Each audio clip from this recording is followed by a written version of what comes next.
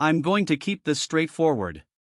If you're on the fence about whether a set of 4TB SSDs is worth putting into a home server or a small NAS, this review is going to lay out the practical side of things, the real-world value, the everyday trade-offs, and who actually gets something out of it. Link is in the description if you want to check the product details on Amazon. First off, the hesitation most people feel isn't about the headline numbers, 4TB, 530 MB per second, SLC cache, it's about risk.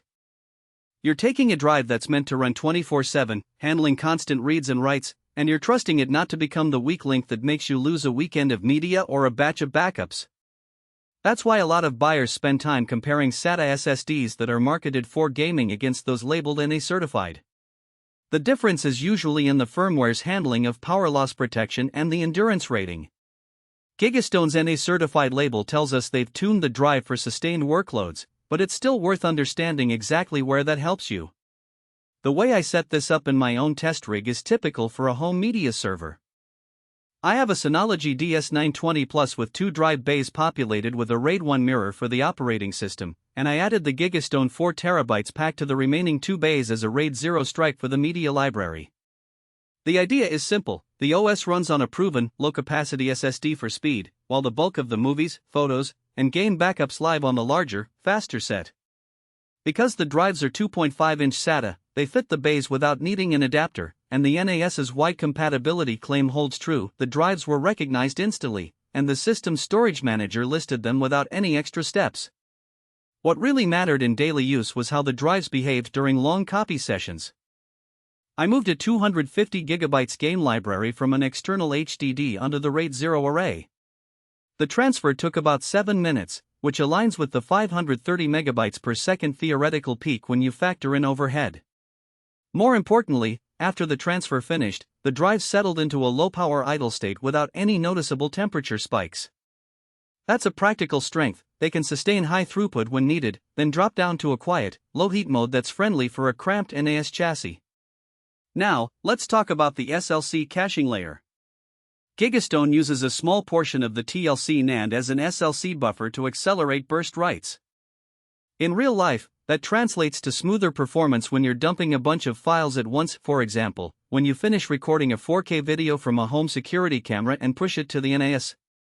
The cache absorbs the initial write surge, then the data trickles into the TLC cells. The downside is that the cache size is limited. If you keep feeding the drive more than a few gigabytes in a single burst, you'll see the write speed dip back toward the baseline TLC rate. For most home users, that's not a deal breaker, but if you run a small post-production studio that constantly writes multi-terabyte video files, you might feel that throttling. One practical weakness that shows up in longer sessions is wear leveling. Because the drives are built on TLC Flash, they have a finite write endurance. Gigastone lists a 3-year warranty, which is fairly standard, but it doesn't guarantee that you won't see a drop in performance after a few hundred terabytes of writes. In my own setup, after roughly 150 terabytes of cumulative writes over 3 months, the drive still reported healthy smart status, and I didn't notice any latency.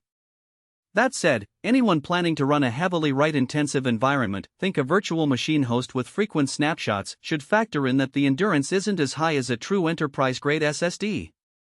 The Security Home Server SSD solution claim is more marketing than a unique feature. What it really means is that the drives come with built-in encryption support via the standard ATA command set, which the NAS can enable if you want to lock the data at rest. If you're already using the Synology's built-in encryption, you won't see a performance penalty, but it does give a little extra peace of mind for users who store sensitive documents alongside media. Who should buy this pack? If you're a media enthusiast with a modest home server, want to replace a noisy HDD array, and value the convenience of a single large capacity without buying multiple smaller drives, this is a solid match. The price point per terabyte is lower than buying a comparable set of 1 terabyte drives, and you get the benefit of the SLC cache for occasional bursts. It also makes sense for a small office that needs a reliable storage pool for shared files, especially when the NAS's RAID options are limited to 2 or 3 drives. Who should skip it?